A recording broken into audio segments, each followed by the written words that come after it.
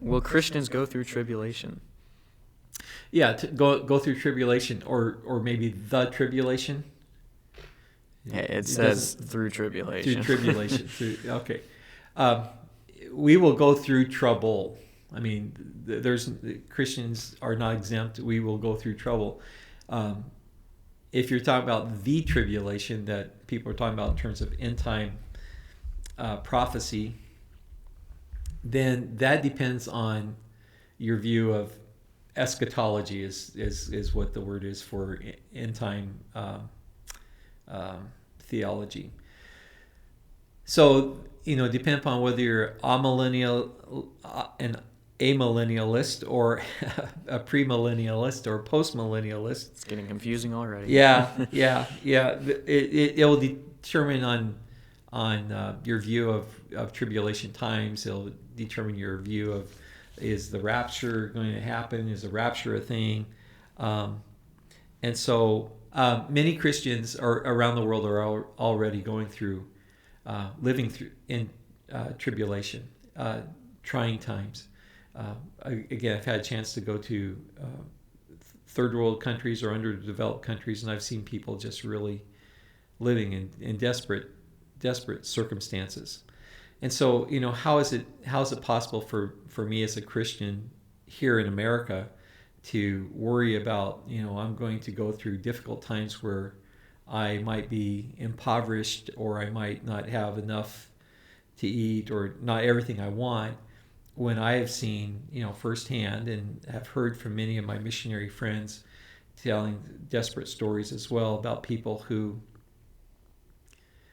fight every day for something to eat and to live on, and struggle to make ends meet. So I think that we're pretty pampered here in the West, Mm-hmm. and so our worry about end time theology, rapture theology, tribulation, all those things really have more to do with our comfort. Am I going to be uncomfortable? Yeah. So I think that's the challenge. I mean, Jesus tells us we're going to be persecuted. Jesus tells us that we're going to have enemies. Jesus tells us that we're going to be challenged. That people are not going to like what we have to say as followers of Christ. I mean, so throughout Scripture, it's pretty blatant about, we're going to have trouble. So we just need to learn how to roll with it. And church history is filled with people who have taken stands for God and have been martyred.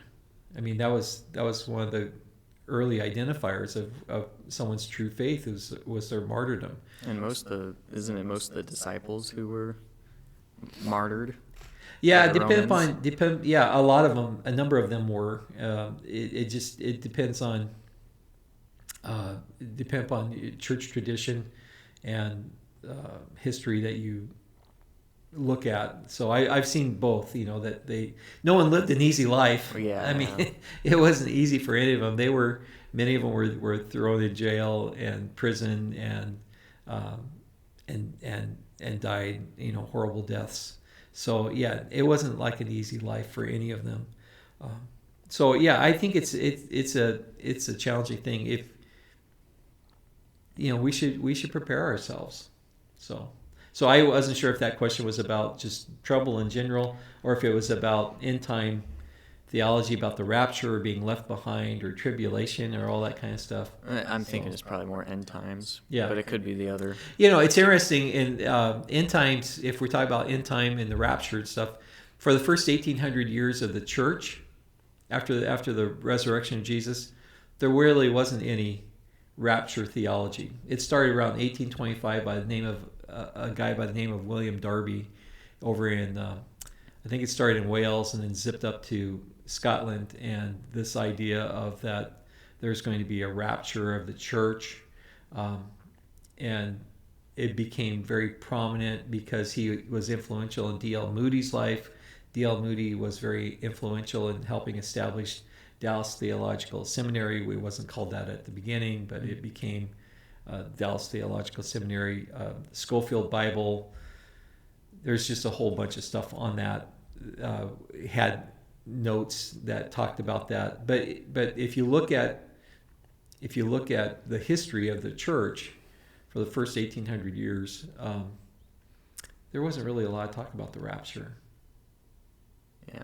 It's kind of a late developing concept. Nobody probably really cared all that much at that point. Well, the second coming of Christ is I mean, Jesus talks about that. The Bible talks about the second coming of Christ. But the rapture has become a step in between the coming of Christ, the second coming of Christ. And I don't know that that's a fully developed. Well, I'm curious to how much the rapture view has developed as, like you were saying, like as people have become more and more comfortable in like the Western world, if that is kind of more when that started coming up. It's interesting. I was just watching something actually this morning. Ben Witherington the third, who teaches at Asbury Theological Seminary, he had put out a video. I can't remember how many years ago the video was, but he just was talking about that, not only the history of how it formed, but he was also talking about how that rapture theology picks up in difficult times. So like during World War I, World War II, the Korean War, Vietnam War, when the Great Depression, when things are not easy, people look for a quick escape. Yeah. You know, let the rapture happen. Take me, Lord. But the reality is that Jesus isn't coming back until the fullness of the Gentiles has been fulfilled, and that's about the Great Commission. Go into all the world and make disciples, which is what the church is supposed to be focusing on, not on rapture theology. Just my opinion.